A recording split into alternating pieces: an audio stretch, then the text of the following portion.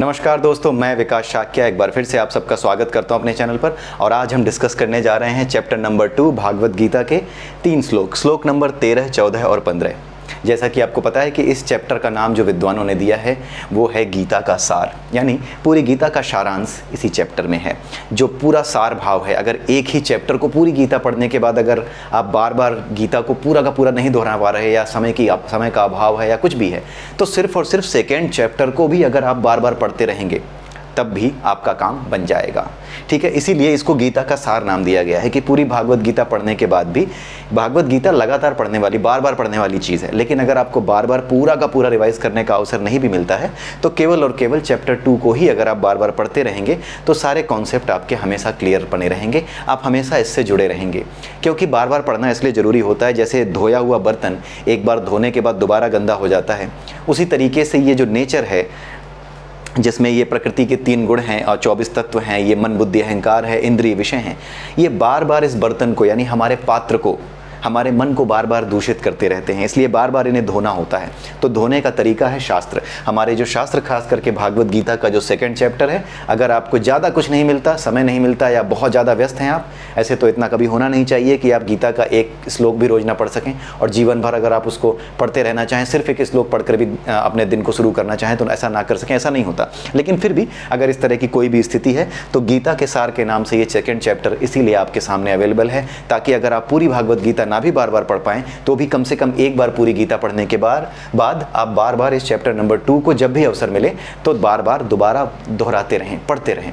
ठीक है, तो आज की वीडियो शुरू करने से पहले भी मैं हर बार की तरह आपको बताना चाहूँगा कि जब तक आपको चैप्टर नंबर 13 और 14 से परा अपरा, प्रकृति के 3 गुण, प्रकृति के 24 तत्व, मन बुद्धि अहंकार, शरीर के 5 कोश, इन 5 कोशों पर इन इंद्रिय विषयों का प्रभाव, प्रकृति के तत्वों का प्रभाव कैसे पड़ता है, अगर आप ये नहीं समझ पाते 13वें और 14वें चैप्टर के माध्यम से तो भागवत गीता को आप ठीक से, बाकी के श्लोकों को आप ठीक से नहीं समझ पाते, दिक्कत होती है। ठीक है, इसके अलावा क्या है, 3 उपनिषद हैं जिसके बारे में मैं हर वीडियो में बताता हूँ। मुंडक उपनिषद, मांडुक्य उपनिषद और केन उपनिषद।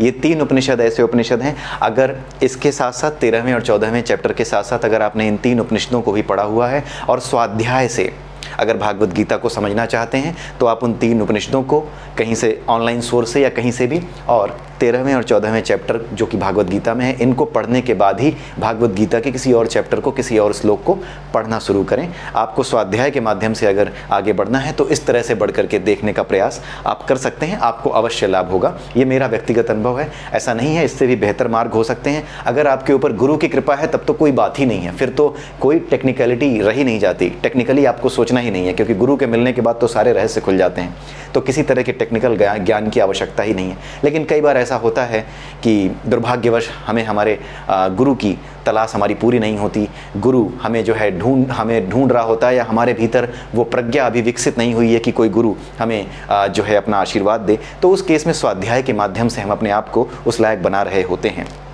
तो जब हम स्वाध्याय से अपने आप को उस लायक बना लेते हैं तो गुरु से हमारी मुलाकात अपने आप हो जाती है। ठीक है, तो इसीलिए मैं कह रहा हूं कि गुरु का अगर हाथ है आपके ऊपर तो कोई बात नहीं, लेकिन स्वाध्याय से अगर आप आगे बढ़ना चाहते हैं तो चैप्टर नंबर 13, 14 भागवत गीता का, और उसके अलावा मुंडक, मांडुक्य और केन उपनिषद, कम से कम ये 3 उपनिषद जरूर इनको समझ लीजिए, पढ़ लीजिए। उसके बाद भागवत गीता का कोई भी श्लोक उठाइए, यकीनन आपको समझ में आएगी भागवत गीता, ऐसा कभी नहीं हो सकता कि ना समझ में आए। और इस बात को ज़्यादा से ज़्यादा फैलाइए। ठीक है, चाहे तो इस हमारा जो चैनल है, इस चैनल के जो वीडियोस हैं इनको शेयर करना शुरू कीजिए, अपने ग्रुप्स में शेयर कीजिए, हर जगह जहां भी आप शेयर कर सकते हैं वहां बताना शुरू कीजिए, बोलना शुरू कीजिए। इनफैक्ट आप अपने छोटे छोटे वीडियोस बना करके इन्हीं बातों को इटरेट करना शुरू कीजिए, बताना शुरू कीजिए। अपने दोस्तों में भी यही कहिए कि आपको अगर ये चीज़ समझ में आती है तो अपनी 2.5 मिनट की, 3 मिनट की वीडियो बना के या 10 मिनट की वीडियो बना करके अपने जानने वालों में उसे पहुँचाना शुरू कीजिए। क्योंकि कारण ये होता है कि किसी दूसरे की वीडियो जब आप शेयर करते हो तो इसका मतलब होता है कि आपको किसी की वीडियो पसंद आई और आप चाहते हो कि दूसरे भी उसे देख लें। ठीक है, उस केस में क्या होता है कि कई बार लोगों के पास टाइम नहीं होता, या फिर बिग बॉस से, या फिर कोई ऐसी चीज़ होती है, या फिर जो टीवी में प्रोग्राम चल रहे हैं उनको देखने से उन्हें फुर्सत नहीं होती। मैंने नाम एक एग्जाम्पल की तरह ले लिया है, उसको कुछ गलत मतलब नहीं निकालिएगा, क्योंकि ऐसे तो बहुत सी फिल्में और बहुत से रियलिटी शोज चलते रहते हैं, तो ये नहीं कह रहा, बट ये है कि आप जो है जो लोग दूसरे चीज़ों में, मनोरंजन के साधनों में बिजी होते हैं, वो अगर किसी दूसरे की कोई चीज़ देखते हैं कि आपने किसी दूसरे की बताई हुई कोई चीज़ शेयर की है, तो बहुत ही ज़्यादा खाली टाइम में, जब बिल्कुल ही खाली टाइम हो, जब उनका मन ये करे कि अब कुछ और नहीं करना है, तब वो उसको देखना शुरू करते हैं। और इसका इस वजह से क्या होता है, कई बार वो देख ही नहीं पाते, क्योंकि जब से हमारे हाथ में ये स्मार्टफोन आए हैं, तब से हमारे पास समय नहीं है। एक वीडियो के बाद दूसरी, दूसरी के बाद तीसरी, तीसरी के बाद चौथी, ये सीक्वेंस लगा रहता है, ऑनलाइन सीरीज, सब कुछ। तो इसलिए साइकोलॉजिकली हमें इस चीज़ को समझना होगा कि हम भागवत गीता के संदेश को अधिक से अधिक लोगों तक कैसे पहुंचा सकते हैं।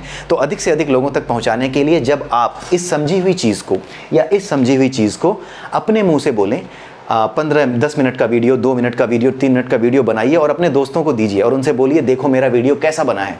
आप सिर्फ एक वीडियो बनाए, उनसे कहिए जरा देखो मैंने क्या बनाया है। तो अगर आप दोस्त हैं तो आपके दोस्त आपकी बनाई हुई वीडियो आप क्या बोल रहे हैं उसको लेकर के थोड़े कॉन्शियस होते हैं, उसे तुरंत देखना चाहते हैं। तो हमारा उद्देश्य इस तरीके से पूरा होता जाएगा। एक अच्छी चीज़ को पहुंचाने के लिए हमें इस ह्यूमन साइकोलॉजी का भी यूज़ करना होगा, क्योंकि शेयर करने से लाभ नहीं होगा। आप स्वयं प्रज्ञावान हैं, आप स्वयं जान चुके हैं, आप स्वयं अर्जुन हैं। तो भगवान कृष्ण के इस संदेश को अर्जुन बन करके पहुंचाते रहिए और अपने दोस्तों के बीच में अपनी बनाई हुई वीडियोस भेजना शुरू कीजिए, 2-2 मिनट की, 3-3 मिनट की, जैसे भी हो। ईश्वर के इस संदेश को, कभी कोई श्लोक उठा लिया, जैसे बहुत से श्लोक हमने पढ़े हैं, कोई श्लोक आपको लगता है कि हाँ इस श्लोक का मतलब जो है समाज में गलत फैला हुआ है, आप उसको बनाना चाहें तो आप बनाइए, ठीक है, आप फैलाते जाइए। उद्देश्य इस चैनल का ये नहीं है कि पैसे कमाया जाए, उद्देश्य इस चैनल का ये है कि हम अधिक से अधिक लोगों को समाज में, विश्व में जागृत कर सकें। क्योंकि लाभ की इच्छा से, व्यक्तिगत लाभ की इच्छा से हमारा कोई भी काम ऐसा हो ही नहीं सकता जो समाज को लाभ पहुंचाए। अब व्यक्तिगत इच्छा से जब हम ऊपर उठ जाते हैं कि नहीं, ये केवल अपने कमाने के लिए या अपने आप को ऊपर उठाने के लिए, अपने आप को दिखाने के लिए कि देखो मुझे कितना पता है, ये सब भावनाएं मन में रख करके जब भी हम कोई काम करेंगे ना, तो समाज का भला हम नहीं कर पाएंगे। इसलिए इन चीज़ों को हमें त्यागना होगा। भागवत गीता को वास्तव में अपने जीवन में उतारना होगा। केवल पढ़ने का लाभ नहीं है, किताबें पढ़ करके किनारे रख देने का कोई लाभ नहीं है जब तक हम उसे अपने जीवन में ना उतारें। इसलिए आइए इस भागवत गीता को अपने जीवन में उतारें, इस साइकोलॉजी का इस्तेमाल करें और आइए अब पूरी तरह से तैयार हो जाइए, क्योंकि वो समय आ चुका है इस संसार में कि भागवत गीता और हमारे सनातन धर्म का वास्तविक संदेश जन जन तक पहुंचे। इसकी बड़ी आवश्यकता है, क्योंकि संसार के, केवल भारत के ही नहीं, संसार के अंदर स्थित, संसार के अंदर बैठे, संसार के अंदर सोते हुए हर अर्जुन को जागृत करना अब आवश्यक हो चुका है। अन्यथा यह संसार बहुत बड़ी जो मुसीबत में फंसने वाला है आने वाले समय में, उस संसार को कोई अर्जुन ही निकाल सकता है, कोई साधारण व्यक्ति जो अज्ञानी हो वो नहीं निकाल सकता। और आने वाले समय में आप इसको देखेंगे, इसलिए उस समय के लिए स्वयं को तैयार कीजिए, क्योंकि आने वाला समय बड़ा ही चुनौतीपूर्ण होगा। ठीक है, तो आइए देखते हैं 13वां, 14वां और 15वां श्लोक ये कहता क्या है, इसमें क्या बातें हो रही हैं अर्जुन और भगवान कृष्ण के बीच में। असल में भगवान कृष्ण अर्जुन से क्या कह रहे हैं। तो 13वें श्लोक में भगवान कृष्ण अर्जुन से कहते हैं कि हे अर्जुन, जिस प्रकार शरीर में परिवर्तन होता है, बच्चे होते हैं हम, उसके बाद बड़े होते हैं, बड़े होने के बाद धीरे धीरे प्रौढ़ हो जाते हैं, फिर बुढ़े हो जाते हैं, बुढ़े होकर के मर जाते हैं। तो ये क्या है, ये शरीर के परिवर्तन है। हमारा बुढ़ा होना, पैदा होने से लेकर के बुढ़ा होना तक ये शरीर में परिवर्तन है, और एक दिन हमारी मृत्यु हो जाती है। ये भी क्या है, ये भी एक परिवर्तन है। ये समझाने में दिक्कत होती, लेकिन ये जानने के बाद, क्योंकि आप सब ने 13वें से 18वें चैप्टर तक चीज़ों को पहले पढ़ लिया है, इसलिए इस बात को समझने में दिक्कत नहीं होगी कि ऐसा क्यों कहा जा रहा है कि मृत्यु भी एक परिवर्तन है। क्यों? क्योंकि मृत्यु के परिवर्तन होते ही जैसी हमारी वासना होती है, मनोमय कोश में जैसी वासना होती है, वासना के जैसे बीज होते हैं, वो बीज जिस तरह की जमीन पर, यानी जिस तरह के शरीर पर फल फूल बनकर लहलहा सकते हैं, वैसा ही शरीर हमें मिल जाता है मरने के बाद इस जीवात्मा को। तो यही चीज़ होती है। अगर आप ये समझते हैं, ये जो कि आप समझते ही होंगे, क्योंकि पहले ही हमने 13वें से 18वें चैप्टर जो भागवत गीता का स्पिरिचुअल साइंस है वो पढ़ रखा है, इसलिए इस चीज़ को समझने में आपको दिक्कत ही नहीं होगी कि हमारी मृत्यु भी केवल एक परिवर्तन है। ये अंत नहीं है, ये केवल एक परिवर्तन है, अंत है ही नहीं। हमारी आत्मा की यात्रा व्यक्तिगत ही वो जारी रहती है, ये केवल एक परिवर्तन है। और यहाँ पर एक चीज़ और लिखी है कि हे अर्जुन, जो धीर व्यक्ति होते हैं, इसको जरा ध्यान दीजिएगा, धीर व्यक्ति क्या होता है। जो धीर व्यक्ति होते हैं वो ऐसे परिवर्तनों से मोहित नहीं होते। अब धीर व्यक्ति का मतलब समझते हैं। इस पूरे श्लोक में समझने लायक धीर व्यक्ति बहुत अच्छी चीज़ है, ठीक है, इंपॉर्टेंट चीज़ है, इसी को समझना इंपॉर्टेंट है। धीर व्यक्ति क्या होता है, मान लीजिए आप आपने एक कार खरीदी, बड़ी अच्छी कार खरीदी, आपको चलानी आ गई, सीख लिया आपने कार, लेकिन कार की मशीनरी के बारे में आपको नहीं पता था कि कार कैसे काम करती है, कहाँ इसकी बैटरी लगी है, बैटरी डिस्चार्ज हो जाती है तो क्या करना होता है। बस आप चलाए जा रहे हैं ये मान के कि कार मेरी परफेक्ट रहेगी। अब एक दिन क्या होता है कि आप अपनी कार लेकर के निकलते हैं और हाईवे पे पहुंच गए, रात के 8 बज रहे हैं, अचानक से कार आपकी रुक जाती है, इंजन स्टार्ट नहीं होता और ख़तरनाक जगह पे आपकी हाईवे के किनारे कार रुक गई है जहां लूटपाट भी होने की संभावना है। तो अगर आपको कार की मशीनरी के बारे में नहीं पता है तो क्या होगा? क्या आपके पास धैर्य बचेगा? नहीं बचेगा। आप धैर्यपूर्वक सोच नहीं पाएंगे। क्यों? क्योंकि आप असहाय हैं, आपको पता ही नहीं है कि ये जो कार बंद पड़ गई है इसको सही करने के लिए मैं क्या करूं। तो जिसे इस प्रकृति का, इस अपरा प्रकृति का, और ये किस प्रकार से हम पर असर डालती है, आत्मा क्या है, कहाँ और किस तरह से प्रभावित होती है, जो व्यक्ति ये नहीं जानता वो भी धैर्यवान नहीं होता। इसीलिए जो वास्तविक ज्ञान को नहीं जानते उन्हें आप अक्सर अधीर देखेंगे। जल्दी जल्दी से सफलता पानी है, जल्दी जल्दी से कुछ करना है, जीवन में जल्दी जल्दी से सब कुछ पा लेना है। ये जल्दीबाजी वाले लोग वही होते हैं जो इस रहस्य को नहीं जानते। कबीर दास का जो है एक बड़ा ही इम्पोर्टेंट, मैंने बड़ा ही अच्छा सा मैंने एक बार जो है उनका लिखा हुआ जो है दोहा सुना, धीरे धीरे रे मना धीरे सब कुछ होए। ठीक है, धीरे धीरे आराम आराम से जीवन को चलाना चाहिए। आराम से का अर्थ ये है कि इसको जानते हुए कि सब कुछ फटाफट नहीं हो सकता। फटाफट का अर्थ ये नहीं है कि फटाफट आपकी मर्जी से हो जाएगा। फटाफट वो आपकी मर्जी से तभी होगा जब प्रकृति के नियम उसे फटाफट होने की इजाज़त देते होंगे। इसी को कहते हैं धीरे धीरे चलना। धीरे धीरे चलने का मतलब वहाँ पे ये नहीं है कि आप बिल्कुल धीरे चलें। समय के साथ चलने को धीरे चलना कहा गया है। समय के साथ चलने को धीर मतलब धैर्य के साथ आगे बढ़ना। ठीक है, तो धैर्यवान वही है जिसे क्या है, ज्ञान हो, इसका ज्ञान हो, अपरा का ज्ञान हो, प्रकृति के तत्वों का ज्ञान हो, आत्मा का ज्ञान हो, मनोमय कोश का ज्ञान हो। मन किस तरह से हमारी आत्मा और हमारे शरीर को प्रभावित करता है, हमारी वासनाओं से भरे जीवात्मा को किस तरह से नए नए शरीरों में रूपांतरित करता है। जो व्यक्ति इस चीज़ को जानता है वही धीर व्यक्ति होता है। यानी जो व्यक्ति गाड़ी खड़ी करके बैठ गया है किनारे हाईवे के, अगर उसे ज्ञान है कि गाड़ी कैसे चलती है, कैसे इसकी मशीनरी काम करती है, तो वही आदमी, आप यहाँ पे कंपैरिजन देखिए, तुलना कर रहा हूँ मैं, कंपेयर कर रहा हूँ कि गाड़ी की मशीनरी की तुलना मैं किससे कर रहा हूँ, अपरा की मशीनरी से कर रहा हूँ, जिसमें हम रहते हैं, जिसमें हम पैदा होते हैं, जन्म लेते हैं, तरह तरह के शरीर बदलते हैं। तो जो व्यक्ति गाड़ी खड़ी करके सड़क के किनारे खड़ा हो गया है, जिसको ये पता नहीं चल रहा कि मेरी गाड़ी सही कैसे होगी, उसके अंदर धैर्य नहीं होगा, वो परेशान हो जाएगा। ठीक है, उसका धैर्य खो जाएगा। लेकिन जो व्यक्ति गाड़ी की मशीनरी को जानता है वो व्यक्ति धैर्य नहीं खोएगा। वो तुरंत जा कर के पहले आपकी बैटरी चेक करेगा, उसके बाद फिर जो है बाकी के इंजन को चेक करेगा, बाकी जो है दूसरी चीज़ें चेक करेगा कि कहीं कुछ गलत तो नहीं है। तो जितनी भी नॉलेज है वो उसका इस्तेमाल करेगा। तो जो ज्ञान रखता है वो धैर्यपूर्वक कर्म कर सकता है। इसीलिए ज्ञान को कर्म से श्रेष्ठ बताया गया है, लेकिन कर्म ही आपको भवजाल से बाहर निकालता है। जो व्यक्ति सड़क के किनारे गाड़ी खड़ी करके बैठ गया है, पहली बात तो उसे ज्ञान होना चाहिए, लेकिन ज्ञान होने का भी लाभ क्या जब वो कर्म करने को तैयार ना हो। अगर वो जानता भी हो कि गाड़ी कैसे सही होगी, फिर भी वो कहे नहीं यार मैं नहीं छूऊंगा, देखता हूँ कोई आएगा तो कोई मैकेनिक को बुलाता हूँ, उससे करवाता हूँ। तो ज्ञान होने के बाद भी जो कर्म ना करे, कर्म ही मुक्त करेगा आपको उस सिचुएशन से, जिस सिचुएशन में आप फंसे हो उससे कर्म ही मुक्त करेगा। इसलिए ज्ञान कर्म से श्रेष्ठ इसलिए है क्योंकि ज्ञान आपको ये बताता है कि कर्म सही तरीके से कैसे किया जाए, लेकिन वास्तव में कर्म करने पर ही उस ज्ञान की सार्थकता सिद्ध होती है। इसीलिए ज्ञान को कर्म से श्रेष्ठ बताया गया है, फिर भी कर्म करना महत्वपूर्ण बताया गया है। कर्म महत्वपूर्ण है और ज्ञान कर्म से श्रेष्ठ है। कर्म का महत्व तो सबसे ज़्यादा है और ज्ञान की श्रेष्ठता सबसे अधिक है। तो ये भागवत गीता में जो ज्ञान और कर्म का कन्फ्यूज़न आता है, आई होप कि आपको इस एग्जाम्पल की हेल्प से आज क्लियर हो गया होगा कि कर्म आपको, आपके पास जो ज्ञान है, कर्म आपको उस ज्ञान के माध्यम से परिस्थितियों से, इस भवसागर से बाहर निकालने में आपका सहयोग करता है, आपके कर्मों के माध्यम से। तो धीर व्यक्ति की परिभाषा आप समझ चुके होंगे आई होप, और इस श्लोक में जो समझने लायक चीज़ थी वो धीर व्यक्ति की परिभाषा ही थी। और इसके अलावा तो आप समझते ही हैं, बाकी चीज़ें आप पढ़ चुके हैं। उसके अलावा 14वें श्लोक में हम देखते हैं भगवान कृष्ण अर्जुन से क्या कह रहे हैं। भगवान कृष्ण कहते हैं, हे कौन्तेय, ये जो सुख और दुख हैं ये ऋतुओं के समान, मौसम की तरह आते और जाते रहते हैं। क्यों? क्योंकि ये इंद्रिय बोध से उत्पन्न होते हैं।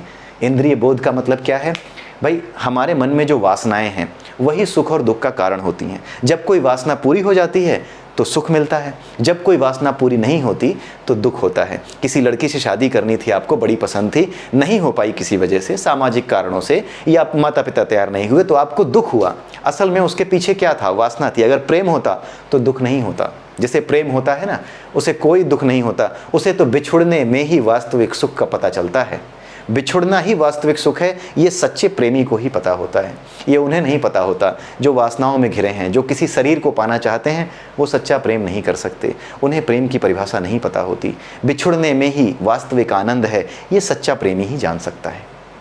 ठीक है, तो जो व्यक्ति ये सोचता है कि मुझे नहीं मिली, मुझसे शादी नहीं हुई, ठीक है, वो व्यक्ति ये समझता है कि यार ये तो दुख का कारण है। उसके लिए सुख और दुख का कारण उसका बिछुड़ना नहीं है, उसके लिए सुख और दुख का कारण है उसकी वासना। अगर मन में प्रेम हो तो वासना का कोई स्थान नहीं होता, और जहाँ वासना है वहाँ प्रेम का कोई स्थान नहीं होता। जहाँ प्रेम आ गया वहाँ वासना के लिए कोई जगह नहीं है।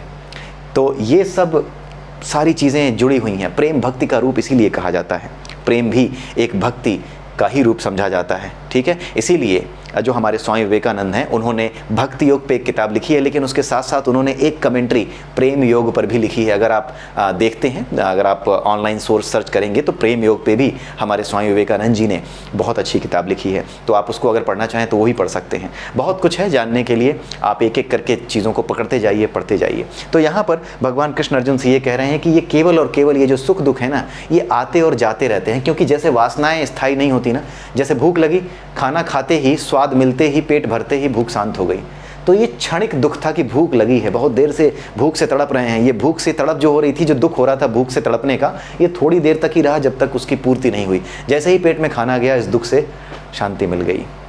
ठीक है, तो ये क्षणिक होते हैं, क्योंकि ये वासनाओं से उत्पन्न होते हैं जो हमारे सुख और दुख होते हैं। यही भगवान कृष्ण कह रहे हैं कि ये केवल और केवल हमारी इंद्रियों और हमारे मन की शरारत है जो ये सुख और दुख हमें मिलते हैं।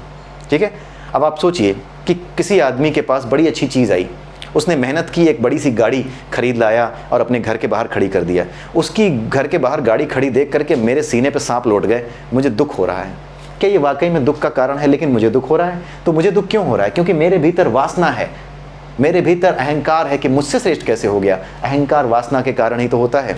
तो अपनी स्वयं की वासना से ही हम सुख और दुख भोगते हैं। उसका कारण हमारे बाहर नहीं होता, हमारे भीतर होता है। जो व्यक्ति ये सोचता है कि उसकी वजह से मेरे जीवन में इतना बड़ा दुख है, वो मूर्ख है।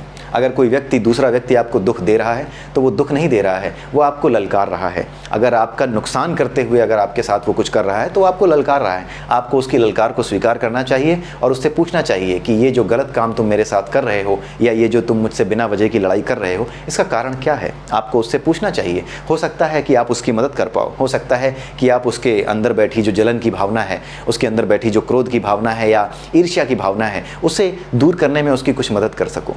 ठीक है, लेकिन पहले आपको उससे पूछना होगा, और वो नहीं मानता तो आपको उससे जो है, हो सकता है कानूनी लड़ाई भी लड़नी पड़े अगर कोई आपका नुकसान कर रहा है। लेकिन किसी को देखकर जलना, ये कानूनी लड़ाई का आधार हो ही नहीं सकता, आप समझ सकते हैं। ठीक है, और भगवान कृष्ण कहते हैं कि ये जो चीज़ें हैं, जो सुख और दुख जो इंद्रिय बोध से उत्पन्न होते हैं, वासनाओं के कारण उत्पन्न होते हैं, उन्हें मनुष्य को अविचल भाव से, मतलब बिना परेशान हुए सहना चाहिए। उसे इस बात को समझना चाहिए कि ये केवल और केवल मेरी वासनाओं के कारण है। धैर्य रखते हुए इसको सह लो। ये केवल और केवल मेरे मन की वासना और मेरे मन के अहंकार या क्रोध या मेरे मन के मोह के कारण ही है। इसको धीरे धीरे शांत करो। एक तरह की स्पिरिचुअल प्रैक्टिस है जिसके माध्यम से आप अपने मन को कंट्रोल में कर रहे होते हो। जब आप सुख और दुख को समान भाव से सहना सीखते हो तो एक तरह की ये स्पिरिचुअल प्रैक्टिस होती है, क्योंकि आप अपने मन को नियंत्रण में ला रहे होते हो। ठीक है, तो ये चीज़ भगवान कृष्ण ने यहाँ कही है। और यहाँ पर दो चीज़ें और हैं जो देखने लायक हैं। यहाँ पर भगवान कृष्ण ने अर्जुन को एक जगह पर कौन्तेय कहा है कि हे कौन्तेय, सुख और दुख क्षणिक होते हैं। उसके बाद उन्होंने भरतवंशी कहा है। ठीक है, तो भगवान कृष्ण ये जो कह रहे हैं ना, कौन्तेय और भरतवंशी, तो ये बातें जैसे कि मैंने पहले ही बताया कि भागवत गीता में जहाँ पर भी सिनोनिम यूज़ किए गए हैं कृष्ण और अर्जुन के लिए, वो किसी पर्पस से ही यूज़ किए गए हैं। तो यहाँ पर कौन्तेय और भरतवंशी कह करके अब भगवान कृष्ण अपनी बात पे आना चाह रहे हैं, जो उससे वो कहना चाह रहे हैं, जो उसको वो ऑर्डर देना चाह रहे हैं, उसकी तरफ धीरे धीरे बढ़ रहे हैं। ठीक है, तो कौन्तेय कह के वो क्या बता रहे हैं कि तुम कुंती के पुत्र हो, यानी एक क्षत्रिय हो। भरतवंशी कह करके उसको ये बता रहे हैं कि भरतवंश के क्षत्रियों की परंपरा, जिन्होंने सदैव धर्म को उच्च रखा, तुम उसके वाहक हो। तो कौन्तेय यानी कुंती के पुत्र होने के नाते तुम क्षत्रिय हो और अपनी माता का दुख देखो, अपने माता के ऊपर बीते हुए, उसके बच्चों के ऊपर बीते हुए जो है अन्याय को देखो, जो अन्याय तुम्हारे अपने जो है भाइयों ने किया, चचेरे भाइयों ने किया और अधर्म को आगे बढ़ाया, जरा उसको देखो। तो कौन्तेय और भरतवंशी कह के वापस वो उसको याद दिला रहे हैं कि याद करो, तुम भरतवंशी हो, तुम क्षत्रिय हो, तुम कौन्तेय हो, कुंती के पुत्र हो, इस नाते भी तुम क्षत्रिय ही हो, क्योंकि कुंती का विवाह एक क्षत्रिय से हुआ है। इसलिए उसको वापस याद दिला रहे हैं ये बात कि अब बाकी जो बातें मुझे कहनी थी मैं कह चुका हूँ, अब तुम कौन्तेय और भरतवंशी वाले मोड में आ जाओ। क्यों? क्योंकि 15वें श्लोक में उनको ये कहना था कि जो सुख तथा दुख से विचलित नहीं होता वह सर्वथा मुक्ति के योग्य है। यानी तुम इस सुख और दुख से विचलित मत हो कि तुम किसको मार रहे हो और उनको मारने के बाद तुम्हारा जीना आसान होगा या मुश्किल होगा, बल्कि अपना कर्तव्य तुम निभाने जा रहे हो इनको मार करके, और इनको जो अपना कर्तव्य निभा सकता है बिना सुख और दुख से विचलित हुए वो मुक्त हो जाता है। उसका कर्तव्य निभाना भी उसके लिए मुक्ति के बराबर है। मुक्ति उसकी उस मार्ग से भी हो जाएगी, भले ही वो अपने ही लोगों को क्यों ना मार रहा हो, अगर वो अपना कर्तव्य पूरा कर रहा है। अगर वो अपना कर्तव्य पूरा कर रहा है तो वो सर्वथा मुक्ति के योग है। यानी कि मुक्ति पाने के लिए तुम्हें भीख मांगने की और सन्यासी बन जाने की जरूरत नहीं है। अपने कर्तव्यों को पूरा करोगे सच्चे भाव से, बिना मोह को मन में लाए, तो भी तुम मुक्त हो जाओगे। यही बात भगवान कृष्ण अर्जुन को बताना चाह रहे थे और यही कहना चाह रहे हैं। अब धीरे धीरे आगे बढ़ के वो फिर से उसको क्या कहना चाह रहे हैं, धीरे धीरे ले जाके उसको फिर वो यही बात कहेंगे, खड़े हो जाओ और लड़ाई करो। इसीलिए अब धीरे धीरे वो भूमिका बना रहे हैं कौन्तेय भरतवंशी कह के। अब धीरे से आप देखेंगे अगले 2-3 श्लोकों में ये चीज़ कहने वाले हैं भगवान कृष्ण। तो भागवत गीता को ऐसे समझिए, इससे ज़्यादा आनंद देने वाला ग्रंथ, इससे ज़्यादा इंटरेस्टिंग ग्रंथ और सनातन धर्म को जो है उसके वास्तविक रूप में समझने के लिए जो हेल्प करता है, इससे बड़ा कोई ग्रंथ नहीं है। ठीक है, ये मेरे अपने विचार हैं और विद्वानों के भी ऐसे ही विचार हैं और बहुत से विद्वान भागवत गीता को इसीलिए इतना महत्व देते हैं। तो आज के लिए बस इतना ही। आई होप कि आपको ये वीडियो बहुत पसंद आ रहे होंगे। और जो मैंने आज शुरू में कहा कि अपने छोटे छोटे वीडियोस बनाइए और अपने दोस्तों में भेजिए। किसी दूसरे के वीडियो को भेजने पर, जैसे मेरे वीडियो को आप भेजेंगे तो लोग ये सोचेंगे कि अपनी पसंद की कोई चीज़ ये हमें दिखाना चाह रहा है, इसमें लोग ज़्यादा इंटरेस्टेड नहीं होते। आप खुद बोलिए और बोल करके उसे सामने रखिए और लोगों के सामने रखते जाइए, और जब वो इस बात को समझने लगें, जब उसको सुनने लगें, तब जा कर के आप वीडियो शेयर करना शुरू कीजिए कि हाँ भाई आपने ये सुन लिया मेरी बात को, अब ज़रा इस चीज़ को यहाँ से भी समझ लो, ये रहा सोर्स, यहाँ पर आओ। तो इस तरीके से बहुत से लोग हम इकट्ठे कर पाएंगे। तो आप स्वयं इस चीज़ का बीड़ा उठा लीजिए कि इन चीज़ों को हमें समाज में आगे तक पहुंचाना है। तो इसी के साथ आज का वीडियो समाप्त होता है। अगले वीडियो में फिर मिलेंगे, तब तक के लिए नमस्कार, हरे कृष्णा।